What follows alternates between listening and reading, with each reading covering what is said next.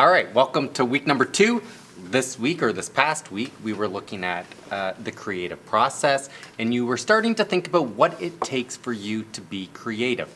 And then inside of that little face, you started to put all the different elements that you feel you do or inspire you to be creative. So hopefully you had fun with it. I did enjoy looking at your different faces, and if I bring it up real fast, these are just even some examples of some of the good ones that people handed in where it incorporated all the different things that makes them creative. So for the ones that have come in, I've loved looking at them and going through and seeing what makes you creative. If you are someone who has not handed that in yet, don't panic, not the end of the world, but please try to get that in as soon as possible, only because work will start to build up if you're kind of falling behind on the first assignment, things kind of build up. So please try to get that one in this week. Super excited to see what people do to get creative. All right, and with the creative process, as we talked about, right, there's always going to be something, whether or not it's a challenge from a teacher that might inspire you, or something from inside you when you're listening to music that might inspire you. Something that's going to get you going in that direction. All right, often it might be a challenge, right? Somebody says something like a teacher that they want you to try to do something that kind of spurs you to do something creative. So keep those assignments coming in. For this week, and just to go over how the course, now that it's the second week and how things will be working, you should always be going to the course homepage.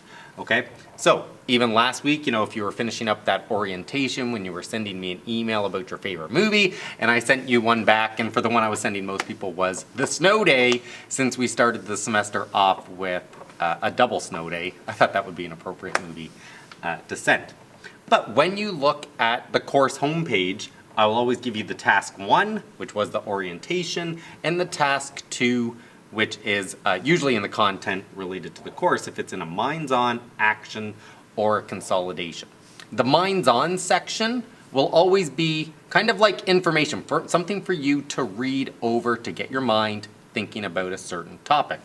The action will usually require some kind of a handout for you to complete. Maybe it'll be a YouTube video to watch, but there's something in action that you're going to then take based on the content that you read in the Minds On section. And then the consolidation section will be kind of where there's something for you that you're going to have to submit in terms of like an assignment. All right, even this past week, we had in the action section, I wanted you to do the discussion post, right? Who inspires you other than what your creative process is? Who did you think was an inspirational person? And I did Peter McKinnon, the Canadian person that takes a lot of pictures and does YouTube and makes a lot of videos as my inspirational people, and people send in some great choice. So you can see everyone's in the discussion post, right? That's an action, right? Not really an assignment, but just something. So we can see who people think are creative. And then the consolidation was finally the face. This week is going to work very similar to it, and I'm just going to go to it, where in the content,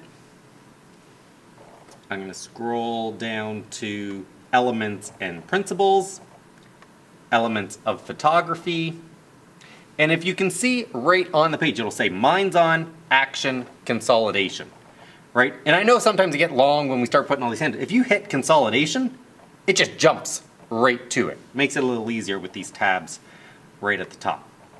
And if I hit the little expand button, obviously it'll take up the entire screen, make it a little bit easier to read. So this week we're going to look at the elements of photography, right? What should you start to think about when you are taking a picture in order to take your pictures to that next level rather than it just being a snapshot?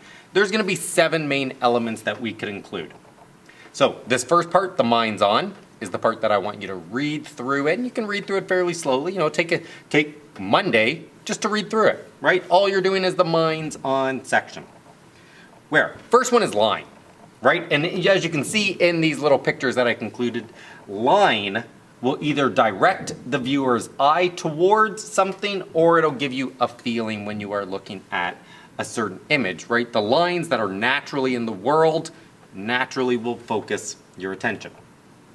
Then we have shape and form in our 7. Shape is when I'm taking a picture of something, it's the outline of the object, right? And a silhouette is always a good example of a shape. because you can see the shape of a tree, the shape of a frog, right? It is simply the outline of the main subject matter, and silhouettes are a great way to capture shape.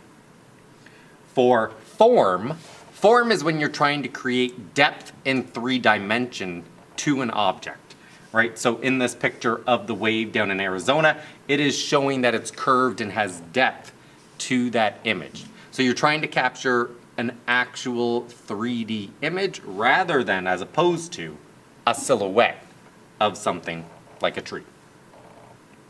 For space, there is positive space and negative space. Positive space is the literal subject. So right now, I am the positive space in this image that you're looking at right now because I am the subject. Negative space is what is around me that maybe we don't want the viewer looking so much at. And here would be an example, right? Tough to see it in the picture, but you'll see it better in the, let me see if the next one's better. Even that one is a good one, where the sky is the negative space and the subject of the airplane flying through it is the positive space. Okay, same thing as this one, a boat and water. Boat's positive space, the water is the negative space that you're trying to get someone to focus on. For value, the value of an image is usually it's black and white when we're talking about value of an image, but it definitely can be color. Value is when we have high contrast in an image, meaning a lot of whites and a lot of darks, that there's a stark contrast between the brights and the darks in terms of the value for it, the contrast. Here you can see this fire plume, that's what that is there. And obviously it lights it up, so it's very bright, and then there's dark shadows, high contrast in between the two. When value isn't related to color, we're kind of referring to it being warm, right? If you ever heard someone say, that's a very warm picture or a cool picture, this warm light lighting that person up is giving value to that image.